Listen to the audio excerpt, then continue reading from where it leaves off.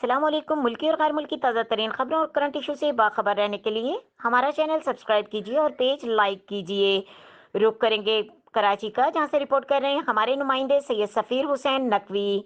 मंजूर वसान की बिलावल भुट्टो की शादी, नवाज शरीफ की वापसी से मुतालिक पेश गोइयां। मुशीर ज़राअत सिंध मंजूर वसान ने चेयरमैन पीपी बिलावल भुट्टो जरदारी की शादी, नवाज शरीफ की वापसी समेत मुल्क के दीगर अहम मौज़ूआत से मुतालिक पेश गोइयां की हैं। मंजूर वसान ने अपनी प्रेस कॉन्फ्रेंस के दौरान सियासत और सियासी शख्सियात से मुतालिक मुतअद्दिद पेश गोइयां की हैं, जिसमें इनका कहना है कि बिलावल भुट्टो की शादी 2022 या 23 में होगी। बिलावल की शादी वजीर आजम बनने के बाद होगी।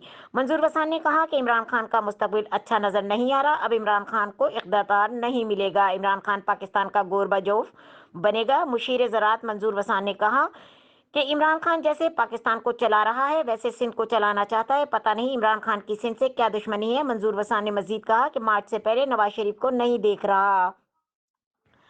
फजलुर रहमान को केपीकी में जो हिस्सा मिला अब नहीं मिलेगा। मंजूर वसान के बिलावल की शादी की नवाज शरीफ की वापसी से मुतालिक पेश गोइयां। नवाज शरीफ आए ना आए कोई फर्क नहीं पड़ता। शेख रशीद उनका कहना था कि खाद पैदा करने वाली कंपनियां वफाक के मातहत हैं, ये इन पर प्रेशर डालकर कोटा ज्यादा कर रहे हैं। सिंध का खाद का कोटा बाहर ना जाए इसलिए चेक पोस्टें कायम की गई हैं।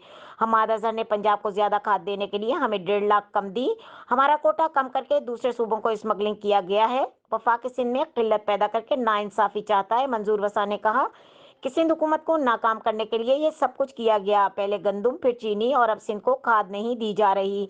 सिंध को नुकसान देना मतलब किसान को नुकसान पहुंचाना है। मजीद खबरों और अपडेट के लिए देखते रहें के न्यूज़ चैनल इंटरनेशनल।